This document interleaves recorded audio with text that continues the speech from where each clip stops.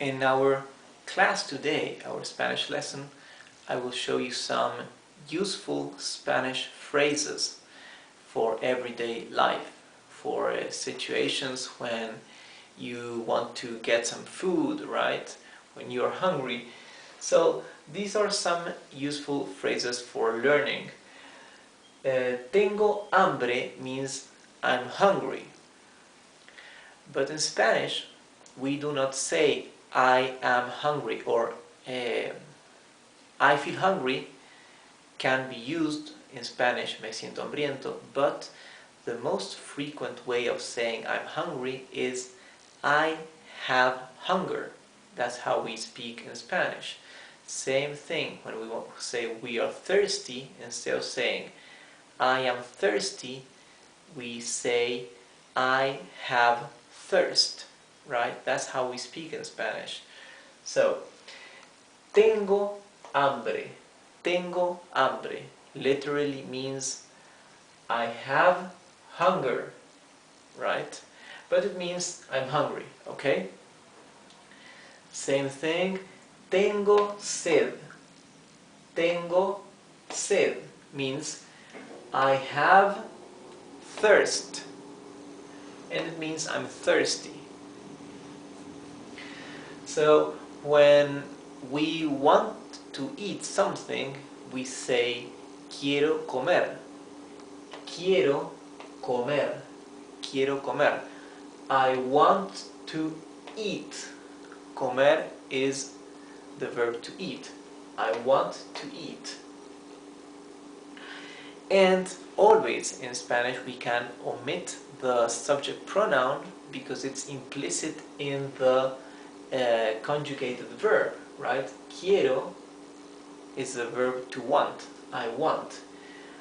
We look at quiero and we know immediately that this is conjugated in the present tense and for the first person of the singular, for I, yo. So we can omit the subject pronoun I, yo. So although saying yo quiero comer is okay, it's alright. However, since yo is not necessary, it's redundant already, we can simply say quiero comer. ¿Dónde? Oh, and here I missed a tilde. There, okay? ¿Dónde hay un restaurante? ¿Dónde hay un restaurante? Where is there a restaurant? Right? I'm asking, where is there a restaurant? Un is the indeterminate article for masculine and singular, okay? One restaurant. For our restaurant, un restaurant. Hay means there is. I is there is. But since this is a question, I means is there, okay? So I, it means there is or there are when it is an affirmative sentence, and it means is there or are there when it is an interrogation, right? A question sentence. And in Spanish, the structure of affirmative and question sentences is the same. There is no change. Unless, of course, in this case, we are using a question word, okay? Right? But typically there is no modification in the structure of a sentence for questions or for affirmations. The only thing that changes and that shows us that this is a question or not is the presence of the question marks at the beginning and at the end of the sentence, okay? That's why in Spanish the correct way, the traditional way, is opening the sentence with a question mark, with an opening question mark. In English we do not need an opening question mark because the structure of the sentence already shows us in English that we are reading a question. However, since the Spanish questions have the same structure as the affirmations, we need to open a question mark at the beginning of the sentence to know that this is going to be a question, okay?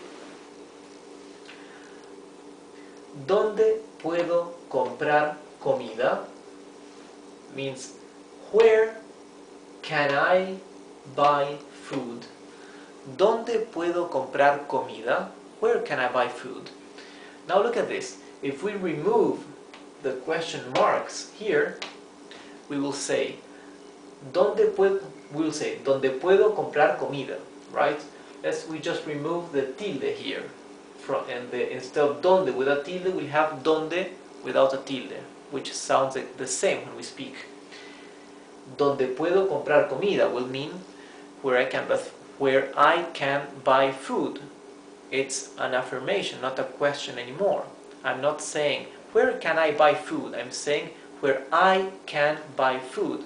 In English, we can recognize the question from the affirmation because can I and I can. We change the order of those words. In Spanish, we do not. That's why the opening question mark is important. Tengo sed. I'm thirsty, and literally means I have thirst. Tengo sed. Quiero beber algo. Quiero beber algo. I want to drink something. Algo means something. Beber means to drink, and quiero means I want. Quiero beber algo. Now look at this. If we add some question marks at the beginning and at the end of this sentence, we will be asking, do I want to drink something? Instead of saying, I want to drink something, we will be asking, do I want to drink something? Quiero beber algo. Here we ask, ¿me trae el menú? ¿Me trae el menú? Can you bring me the menu? Although here, literally, can you bring me the menu would be, ¿me podría traer el menú? Or ¿me puede traer el menú? Right? But here in Spanish, we do not need to use the verb can you, right, to ask. We simply say me trae el menú. For example, in English, the affirmation would be, you bring me the menu, right, if we give an order. But we can ask, you bring me the menu. Okay, so that's how we are structuring the question in Spanish. This is the correct and most frequent way of speaking. You bring me the menu. Me trae el menú. To me, bring the menu. That's literally the meaning. Quiero comer esto. I want to eat this. Quiero comer esto. Now, can you bring me the bill if we want to pay at the end of when we finish eating? Me trae la cuenta. Trae comes from the verb traer. Traer means to bring, like here. Traer el menú means to bring the menu. Trae la cuenta. Trae is conjugated for third person of the singular, for he. But here we are talking to the waiter, right? So it's a you, a second person of the singular. However, if you remember, the polite way of speaking, the formal way of speaking in Spanish is usted, would be the pronoun usted, subject pronoun. And the conjugation for usted, which would be also the second person of the singular, formal, it conjugates like the third person of the singular, like he or like she. So, me trae la cuenta is how we would regard or how we would address the waiter in a restaurant. At a restaurant, if we want him to bring us